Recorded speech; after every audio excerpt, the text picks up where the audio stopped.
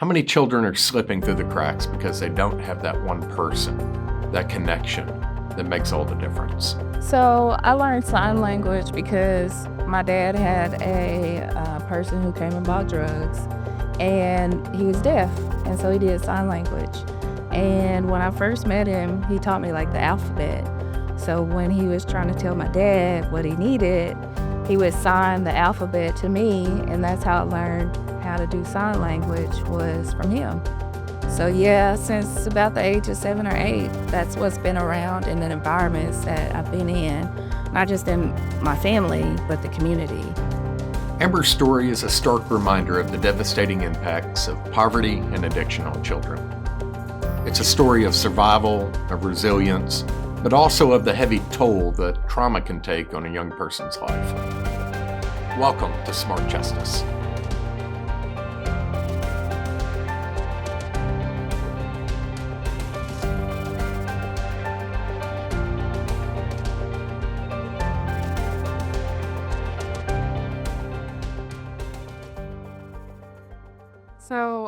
Carter's Crew is my contribution back to the community that I caused chaos in for many years.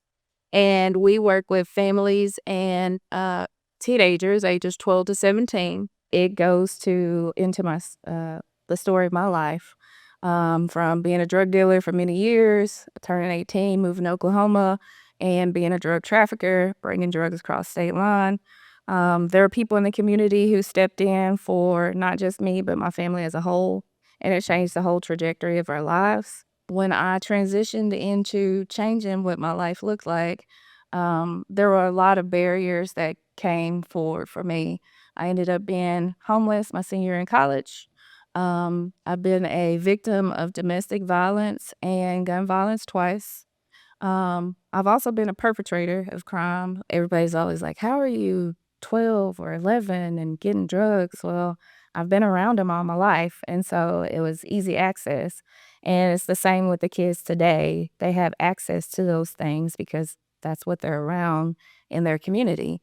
And so that's why it's important for us that we show the kids that the world is so much bigger than just their neighborhoods. When the choice is, do I eat tonight or do I sell drugs and maybe go to jail? Most people are going to pick, I want to eat tonight or I want a house or a roof over my head. People are in survival mode when they are doing these illegal activities because they have poverty related issues at home. And so we provide families who are normally forgotten about or left behind with the resources, education, and supplies that they need to be successful members of the community. Carter's Crew works with at-risk teens who have been in the justice system or live in areas of high crime. The nonprofit aims to support youth and their families by addressing educational and poverty-related needs. They're on a mission to show young people that while they may have been born into tough circumstances, there can be a way out.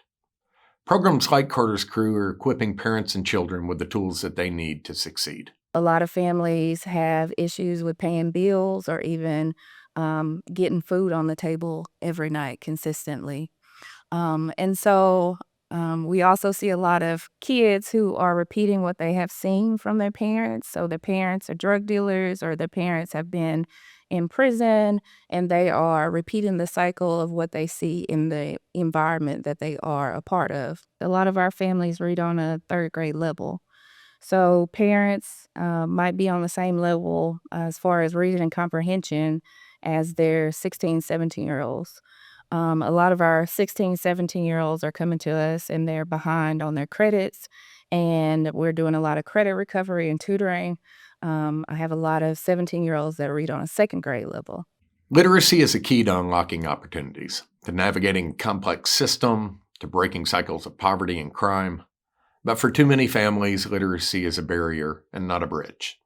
So that's the first piece, is addressing their comprehension of the things that are being told to them by the governmental agencies that they are interacting with, such as DYS and DCFS. A part of what we do is we meet the families where they are and we treat them like they're normal people and like they're a part of a family. Some of the other things that we see are just not knowing how to navigate the resources that are already in the community and assisting those families with having access to the resources that they don't know about.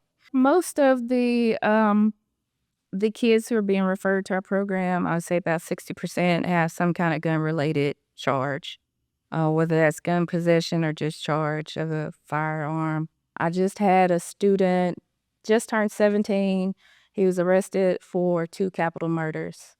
Um, and so guns are the big thing that we are seeing, and that's also why I have been a fierce advocate that all of these kids who are referred from the courts need to go through a gun class because I feel like they are desensitized to what a gun actually does because of how it's available to them on social media or in the video games. And so I think there needs to be something for the youth who are coming out of the courts who have a gun-related charge.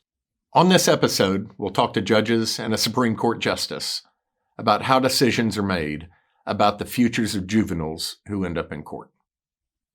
And we're going to examine the complex changes facing communities like Pine Bluff, Arkansas, that are grappling with high rates of youth violence. That community has long been on the list of most dangerous cities in America, but leaders there came together determined to change that. Support for Smart Justice is provided by Restore Hope, dedicated to empowering communities by offering the coordination and tools needed to support the vulnerable. Learn how you can bring these tools to your community at restorehope.io. Risk assessment is a crucial component of the juvenile justice system. It's about determining the likelihood that a young person will reoffend. But how do we measure that risk as accurately as possible? In Benton County, Arkansas, Juvenile Judge Tom Smith and Chief Juvenile Probation Officer Drew Shover believe that treating low-risk juveniles like high-risk offenders can have detrimental effects.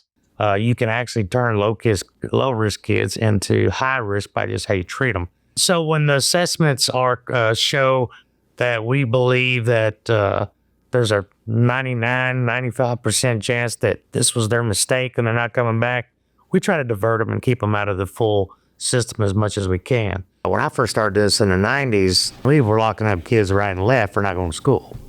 Well, and then it doesn't matter what age. It's just that was a response that was expected from the schools. That was a response that was expected by the judges. Things have changed over the years, in large part due to the efforts of the Arkansas Supreme Court's Commission on Children, Youth, and Families.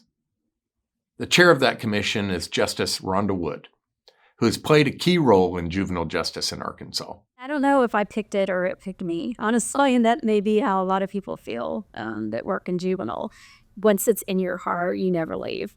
Justice Wood says that if we want a system that's as fair as possible, we should be using research and data to inform us. So I am a big believer, and I know you are as well, in the work that you do and sort of making sure what we're doing is evidence-based. And having a plan, right? Not just sort of ad hocing, guessing and saying we're going to do this and just throwing out ideas. If the government is going to, basically the state, give money out to say these are the services we need across Arkansas, we want to know what the data says we really need for juvenile in the delinquency context. So we're making sure that that is happening. With that mindset in place, the Commission adopted a strategic approach to evaluating the potential risk of violence in teens, using research on adolescent behavior and development. The tool is called SAVERY, which stands for Structured Assessment of Violence Risk in Youth. And so, the first thing we did was, okay, we've got to have that validated assessment. And that was the very first thing we did. There were 3 in the country. We went out and looked at them all, brought them back in, had all the stakeholders look at them and picked which one is going to be Arkansas's. So we did that. So it's been sort of a step-by-step process. 10 years in, retraining every juvenile officer in the state. We made mistakes. We learned that, the assessment was too difficult. We had to learn how to do apps and make it into an app. But so very long story, but even just to get it to complete statewide rollout was 6 years. Despite some challenges in the implementation process, the effort played a key role in balancing public safety with the real potential for youth to be rehabilitated. Justice Wood says they're now working on a guide for law enforcement officers who come into contact with juveniles, a standardized tool that would ensure that all officers follow the same procedures when dealing with juveniles, leading to more consistent and fair treatment. So if they pick a juvenile up and they make that decision, am I going to cite that juvenile for a curfew violation or take that person, try to take them into a detention facility versus release and just say, hey, we're just going to take you home and or call a local pastor or, reach out to the community? How do they make that call? And what we never want is them to make that call based on what they look like or what they're wearing. There is not a validated tool in the country for that. We want to be able to work things out informally first. And then if they just continue on, then we just have to do what we have to do. And so having those layers of diversions is absolutely vital. The idea is simple.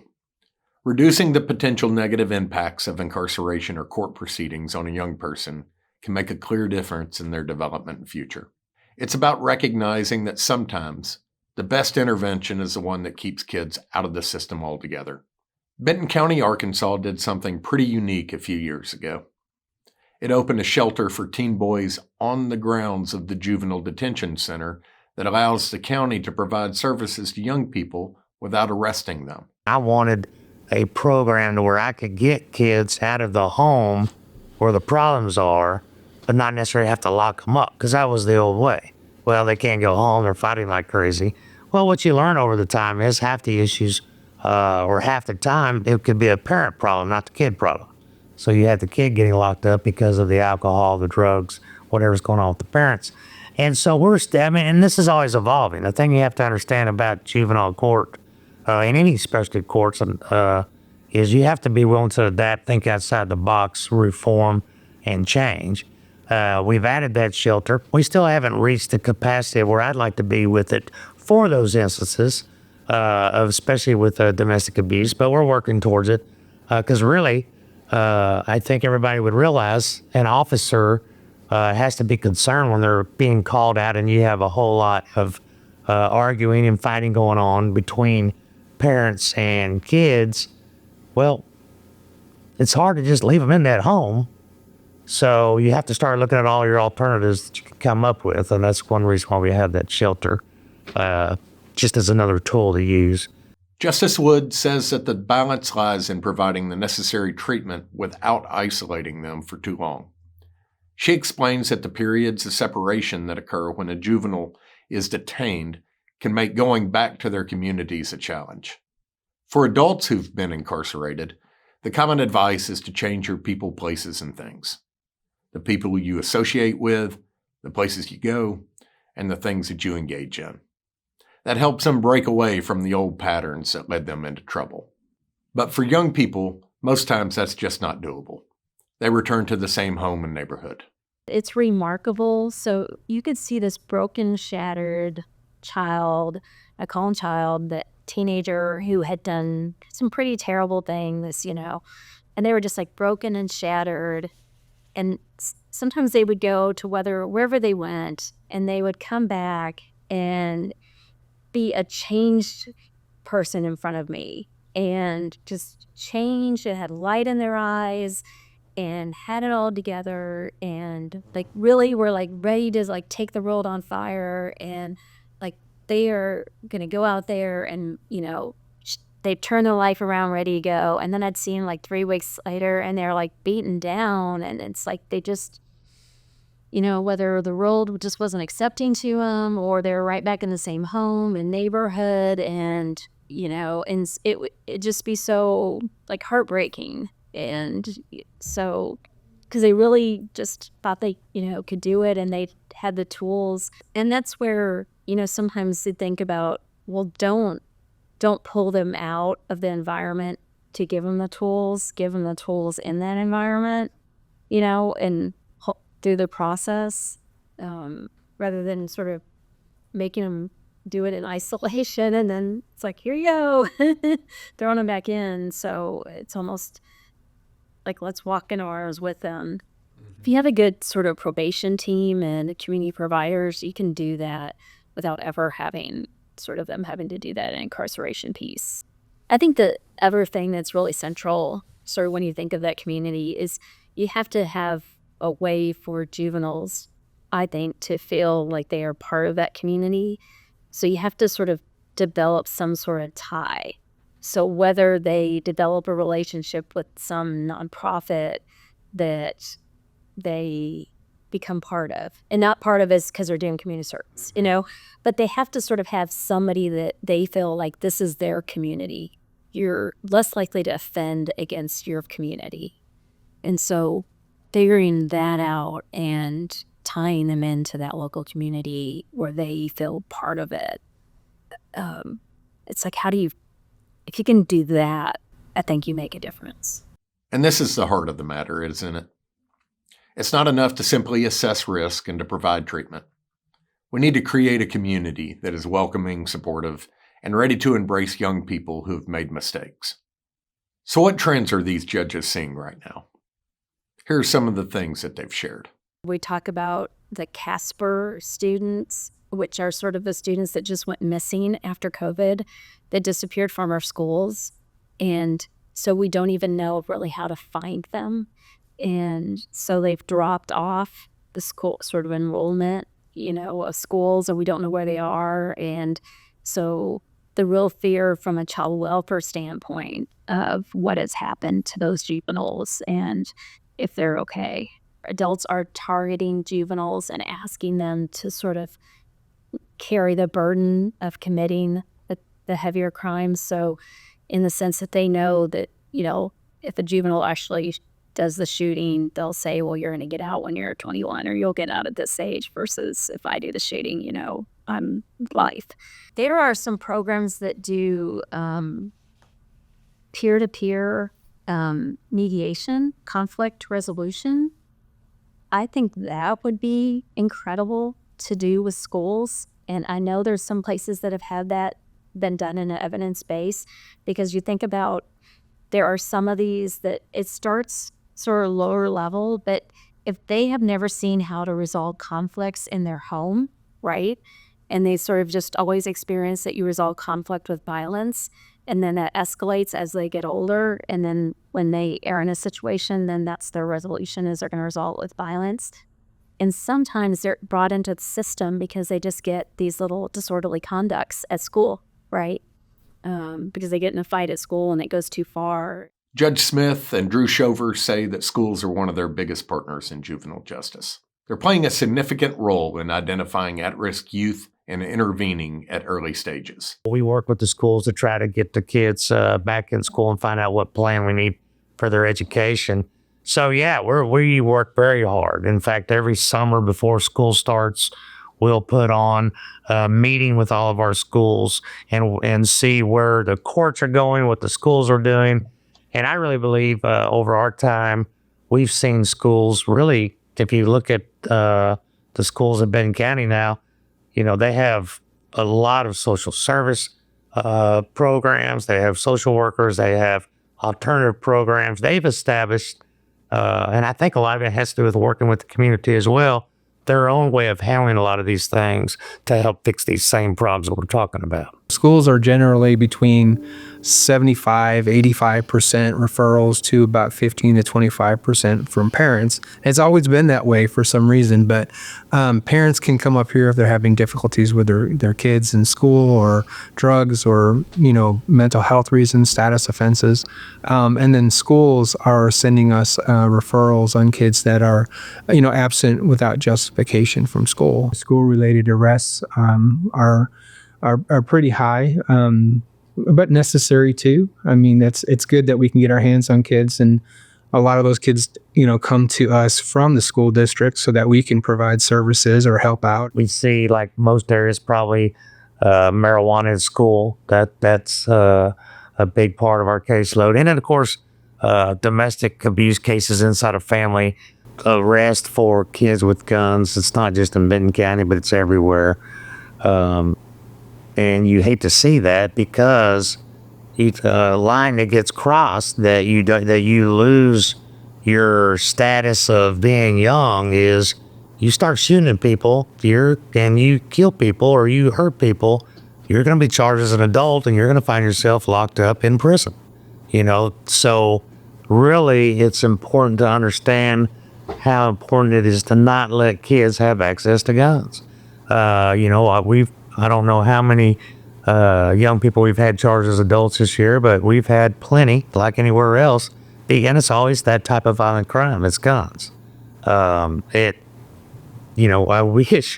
wish there was a way that we could tell every person, not just in Benton County, but in the state, lock your car every time you get out of your car and never leave a gun in your car.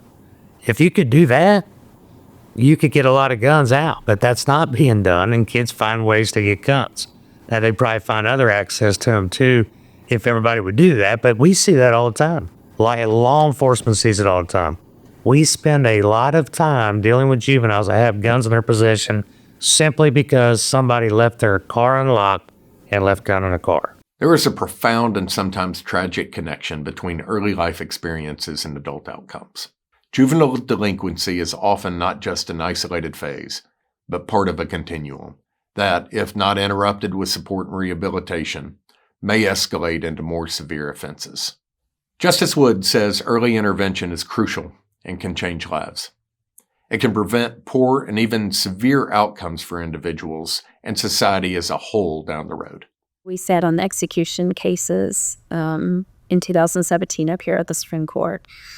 Some of the hardest decisions I ever made, but when you sit on those cases when they come up at that stage, so they've been in the system, 20, 30 years, and those, typically men are on death row, but we go back and we look at everything in their file for 30 years, but you see their childhood, and everything about them, and they are the juveniles that you see in juvenile court for a lot, in every respect. So when I went back and we had those men in 17, all of them were in juvenile court. And so it's sort of looking at them, it's like, well, they all had truancy issues. They all were in some kind of delinquency case. I think all at one was in foster care, at some point. They all had educational deficiencies. And so it's not saying that everybody in juvenile court is going to, end up down that road, but it's sort of every one of them had contact with somebody that we can really make a difference. So, you never know.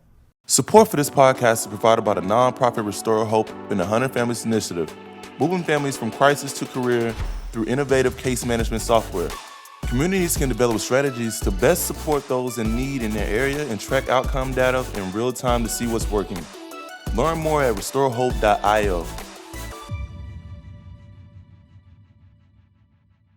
The city of Pine Bluff, Arkansas has long been on the list of most dangerous cities in America. It has struggled with its reputation, earning the unfortunate nickname Crime Bluff over the years. Many people left the area, leaving buildings and homes abandoned. But city officials have been working hard to turn that around, an effort that includes addressing a spike in juvenile gun crime over recent years.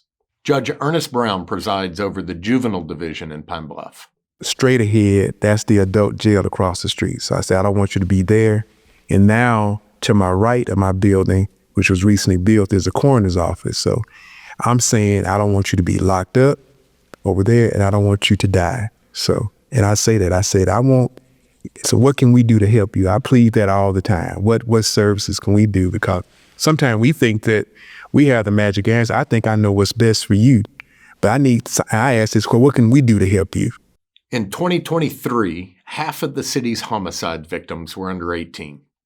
So Pine Bluff's implemented a strategy called Group Violence Intervention, or GVI. The term group refers to any social network whose members commit violent crimes together. This includes both organized gangs and loose neighborhood groups. Around the country, it's been shown that a small number of individuals and identifiable street groups are responsible for a large portion of the violent crime in their communities. The GVI initiative targets those high-risk groups. Law enforcement and community partners work together to identify them. Then the GVI team directly engages with them. And that team will come and say, okay, John, we know you're involved in this. We want to offer you help. We don't want you to be a victim. We don't want you to hurt anybody. Here's what you, but if you decide you don't want to do that and you're going to continue to do that, then we're going to be on you and your group all the time. But here we're telling you now, we're offering your hand. They say, well, we'll help you if you let us. We'll stop you if you make us. So we got law enforcement at the table. We got community at the table. We got social services. We have 2 or 3 parents of murdered children that will be on there, pastors, housing, community-based providers. GVI is an evidence-based violence prevention model that has proven successful in other high-crime cities around the nation. The city of York, Pennsylvania is the city that he says serves as a shining example of what is possible. It started its GVI effort in 2016, and in 2023, group-related gun violence had dropped by 80%. I don't know if Pine Bluff can get to 80%, but I'll tell you right now, I'd take 30%, 40% right now. I would take any level of reduction. Any level of reduction to show that we're moving in the right direction, and then people will gravitate to it. As you can see, I get fired up about that. I'm excited about the potential that we have to really do something that's going to change Pine Bluff for generations to come. In many criminal cases, the same individuals show up repeatedly, and in different roles. Someone might be a victim of crime today, but it's likely they'll be a suspect, witness, or family member tomorrow. Connecting those dots allows law enforcement to identify young people in trouble, their friends, and their network. Assistant Chief Juvenile Officer Eric Walden works with Judge Brown and has an understanding of group violence. He was in a gang during his teens. I moved to Pine Bluff when I was 18 to get out of trouble. I was gang involved. I was in and out of juvenile court system myself. I was in and out of JDC. I faced adult charges as a juvenile. And when I moved here, it was a chance for me to redefine myself and give myself an opportunity. Today, he uses his troubled past to connect with at-risk youth and show them that there's a better path to follow. He says that the job seems to be getting harder and harder as the nature of youth crime changes. It was so dramatic, the increase of kids we were seeing coming in with gun charges, coming in with automatic weapons, coming in for murder cases and shootings. And they were 14, 15, 16, 17. And it's been since around 2020. There's been times where we've gone out and we've seen the kids, because we make gang profiles and things like that. And we're seeing the kids on the profile together. And then, 1 week they're cool. And then the next week we're seeing them, they're committing crimes against each other. And it's like trying to figure out what is going on. Like, it was very alarming. We've seen a shift in the crime. Years ago, when I first started here, we had a large string of residential burglary. Commercial burglary was like the number one crime we'd see in court. Kids were breaking into businesses, breaking into houses, stealing things. And then we kind of got a tackle on that, and things started shifting to seeing more and more gun crime. In the beginning, 5-6 years ago or so, it was just about students or kids having guns in their possession. Guns at school, guns in the community. We really didn't have a lot of kids coming into our court system for shootings or committing homicides or things of that nature. But then around 2020, right after COVID, we start seeing an uptick in juvenile gun crime, where they're out shootings, homicides, aggravated robberies, and things like that. And it's just continued to pick up. We've had several juveniles in our court system that have gone on to face adult charges because either they've committed a homicide or they've shot at someone. And then we've had a lot of kids that we've lost as well to the youth gun violence. That there's such a proliferation of guns, like everybody feels like they, especially a young person, need to have a weapon.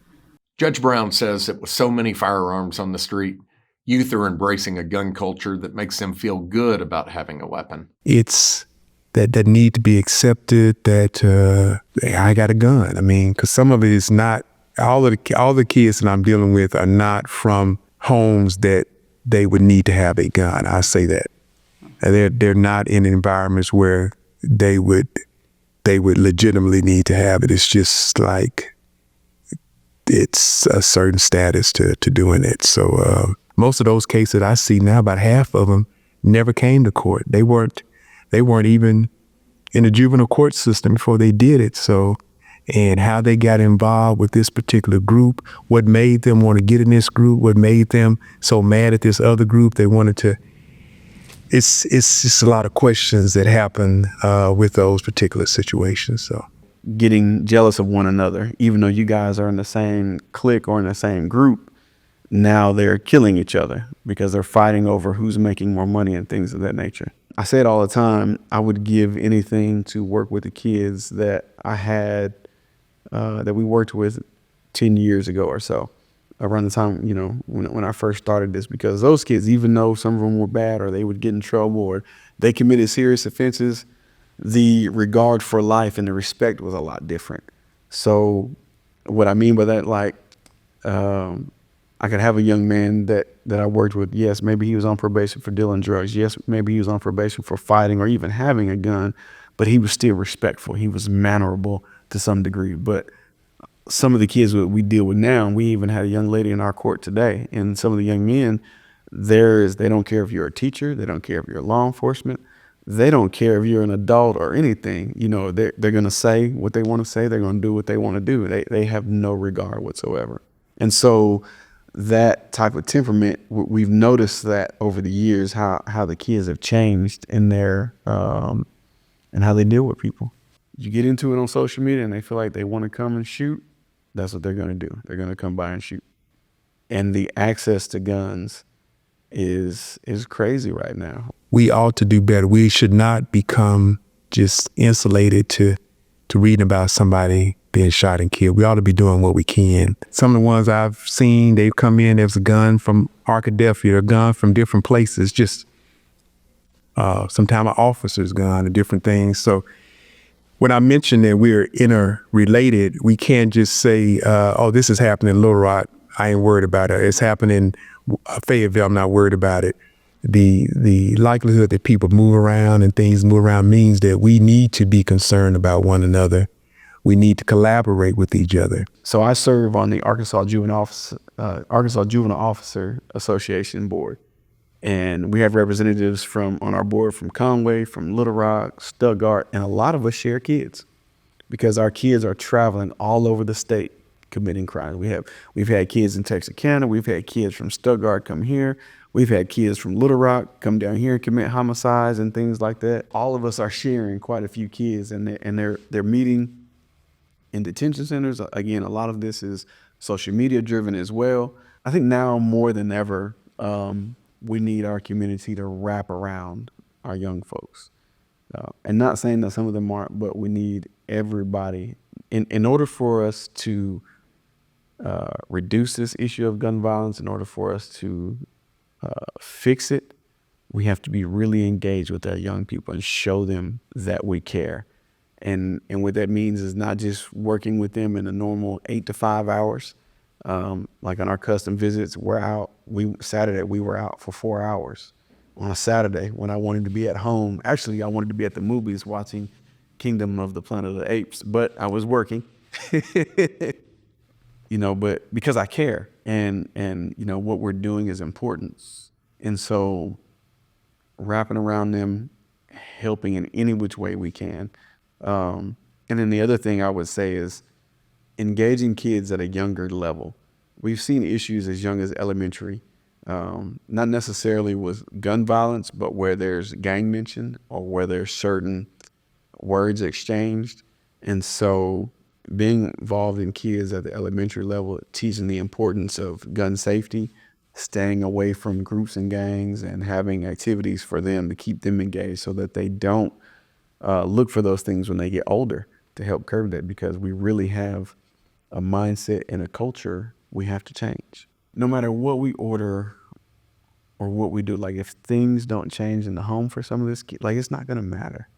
Like we need the parents on board too, in order to curb some of this behavior and curb some of what's going on. Like they've got to have buy-in. Because if they don't, and the kid notices that the parent doesn't have buy-in, they're not going to either. And it's going to make our job all the more harder. But here's some great news. Pine Bluff has seen some pretty remarkable results with its GVI initiative. They're celebrating more than 400 days without a juvenile homicide. Judge Brown says the community has several services available to help at-risk families, and will be working on getting those resources out to families in a more efficient, more effective manner. But he says that there's still a long way to go to get the other services into his community, especially help for kids with substance abuse disorder. Smart Justice is a production of Restore Hope, a software and services organization providing proven community-driven approaches leading to better outcomes for at-risk families. Executive Director of Restore Hope is Paul Chapman, with Associate Directors Karen Phillips and Sarah Littleton. Visit smartjustice.org for more coverage on justice system-related issues.